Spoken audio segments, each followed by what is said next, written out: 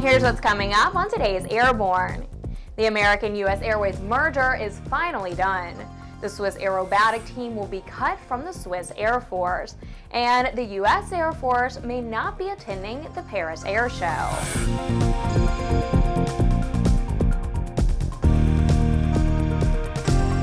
I'm Ashley Hale. Welcome to Airborne on Aero-TV.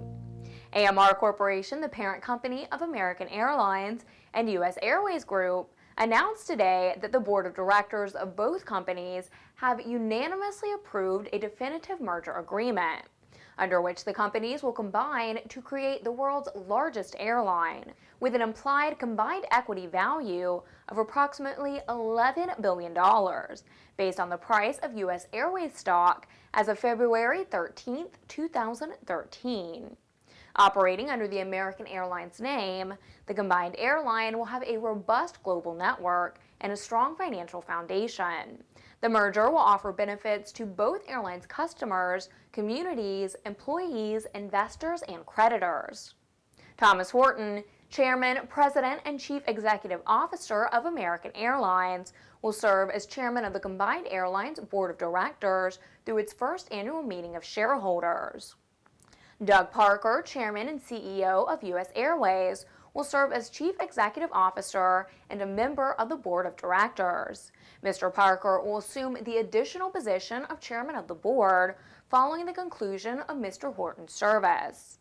The merger is conditioned on the approval by the U.S. Bankruptcy Court, regulatory approvals, approval by US Airways shareholders, and other customary closing conditions. The combination is expected to be completed in the third quarter of 2013. During the period between the signing and the closing of the transaction, a transition planning team comprised of leaders from both companies will develop a carefully constructed integration plan to help ensure a smooth and sustainable transition. Well, imagine how you feel if the federal government disbanded the Blue Angels or the Thunderbirds. Perhaps you can understand the outrage sweeping through Switzerland with news that their beloved Patrouille Suisse will be grounded after 2016. That was the news coming from a Parliamentary Security Policy Commission meeting on Tuesday. Making matters worse was the way the news was announced when President Uli Maurer told the group, quote, "We will no longer have planes simply for folklore," end quote. The Commission had been discussing Switzerland's pending purchase of 22 JAS-39 Gripen fighter jets from Sweden, when a member reportedly asked about the future of the Patrouille Suisse, which has been a fixture in Swiss skies since 1964. That's when the president, who is also the defense minister, said the team would have to go by 2016. The team, with its iconic red planes with their white crosses, has never had an accident since their creation in 1964. A former pilot with the team, John Husey, said, quote, "The Patrouille is the best business card Switzerland has. It's unacceptable to say that what they do is about folklore," end quote. We've already heard from the Navy that sequestration, if it happens, could cut the second half of the 2013 Blue Angel show schedule. Now, the Air Force says that among the items on the sequestration chopping block is participation in the Paris Air Show. And it's not just Paris. Air Force spokeswoman Tanya Russ-Kasner, in a report appearing in the French news service AFP, said, quote, "Aircraft participation in air shows would be canceled," end quote. The USAF has been a constant presence at exhibitions such as the Le Bourget Show, as well as the Royal International Air Tattoo in the UK. The Paris Air Show alternates years with the Farnborough Air Show in Britain, and has recently drawn as many as 145,000 people, AFP reported. The cuts in the Air Force budget are expected to amount to about $12.4 billion and could cost some 180,000 civilian employees their jobs. The Paris Air Show is scheduled this year to run from June 17th through the 23rd. Garmin has introduced the GRA 5500, a high-performance, all-digital radar altimeter for transport category, helicopter, business, and general aviation aircraft. Using patent-pending digital signal processing technology, the GRA 5500 works to provide smooth altitude tracking, resulting in a consistent and highly accurate altitude above ground indication, even over the most challenging environments like rough terrain, tree canopies, sand, and choppy water. Patent-pending technology in the GRA 5500 incorporates built-in self-test monitors that continuously cross-check the data and system integrity, assuring the pilot of an accurate measurement of the height above ground. A number of aircraft manufacturers have already selected the GRA 5500 as standard equipment on new aircraft, including the Cessna Citation X, Citation Sovereign, Citation Latitude, Citation Longitude, and the Bell Helicopter 525 Relentless. The GRA 5500 has received the FAA's Technical Standard Order authorization and is available immediately for $13,995. The FAA has issued a special airworthiness information bulletin for owners and operators of certain Piper aircraft Model PA-18 airplanes. The FAA recently received notice of cracking discovered in the weld joint of the aft fuselage tailpost of an airplane operated outside the U.S. A Piper Model L-21B airplane fuselage was completely disassembled to replace the worn fabric fuselage covering. An inspection revealed two cracks in the fuselage tail section protruding into the lower rudder attachment hinge area. Additional airplanes from the operator were inspected, and a total of 3 out of 5 airplanes showed cracking at the same location. If undetected, these conditions could eventually lead to significant cracking and/or corrosion of the fuselage tube structure and result in a potential safety or flight hazard, such as loss of control of the lower rudder hinge or tail wheel. The FAA is recommending inspections within the next 100 hours of those aircraft with 1,000 hours time in service and repeat inspections after every 1,000 hours. For a complete list of the affected Piper aircraft, see our website www.aero-news.net. You're watching Airborne, more in a moment. Since its inception, Redbird Flight Simulations has been dedicated to developing new training technologies and processes in an ongoing effort to make aviation safer, more affordable, and more accessible.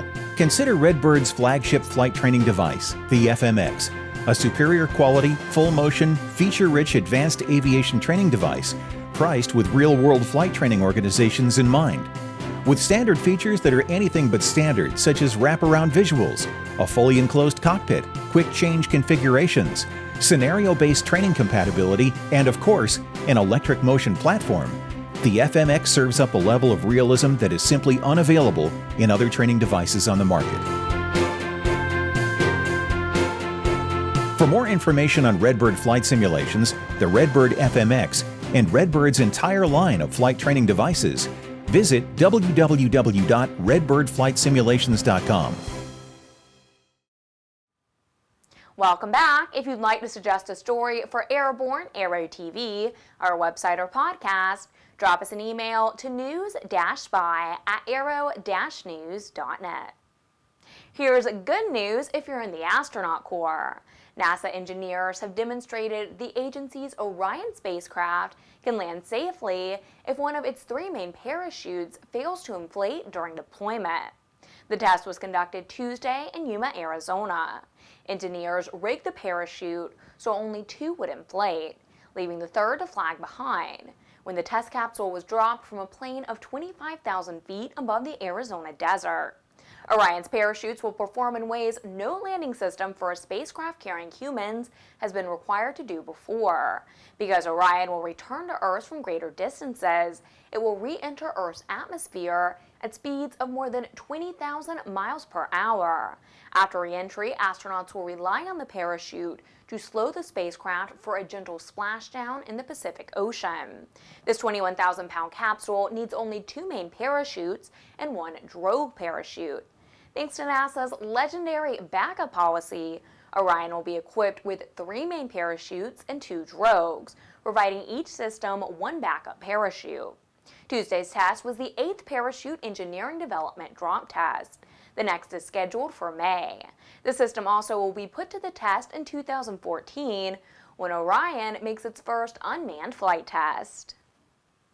Aviation headset manufacturer Lightspeed Aviation has released FlightLink 1.2, an upgrade to its free app that turns iPads, iPhones, and iPod Touches into cockpit voice recorders. The new version includes a file compression feature that makes audio files both smaller and compatible with a wider variety of audio management software. Launched at EAA AirVenture in 2012, FlightLink captures all communication through the intercom and makes them available for instant playback and permanent archiving. The entire flight can be recorded and saved for future uses, including post-flight debrief and pilot training. FlightLink version 1.2 allows users to compress recordings into M4A files. This file format is approximately 3 times smaller than the native CAF file, significantly reducing the space required for storage. M4A files can be stored in the iTunes library. FlightLink 1.2 is available now at Apple's App Store. Well, it's TGIF, and time for another one of Jim Campbell's barnstorming commentary. And today, Jim has aero teamwork on his mind. Thanks, Ashley. Hi, folks. Been an interesting week. It's probably no secret to any of you that we've been kind of scratching our head over the future of aviation, the unwillingness of the rest of the industry to admit that we're all in dire trouble, that the industry is not what it was and is not heading in a good direction. But in the meantime, we're doing the best we can, and we've got some really extraordinary ideas, and the interesting thing is we're beginning to believe we can pull some of this stuff off, but not for the normal reasons. We've got great ideas about what we think here and what we think there, but it's because of some of the collaborations that we're undertaking now and some of the things that we're learning. Pretty cool stuff. But it hasn't been lost on me that the reason that we're here to begin with is not because of something that I dreamed or I did or anything else, but because of the phenomenal team that has supported the mission of ANN and this dream that I started, but I've shared with so many amazing people. So let's talk a little bit about why ANN is what it is, and allow me to frankly say thank you. First of all, there's a core group of people here at ANN that do an extraordinary job. Nathan Cremosino is our video lead. I dare anybody to find a more professional young fellow in all the world dedicated to not just video, but now aviation video.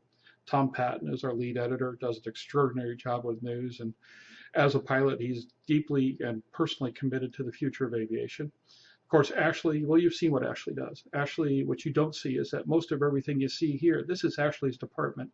She does it pretty much by herself. It's extraordinary, and so is she.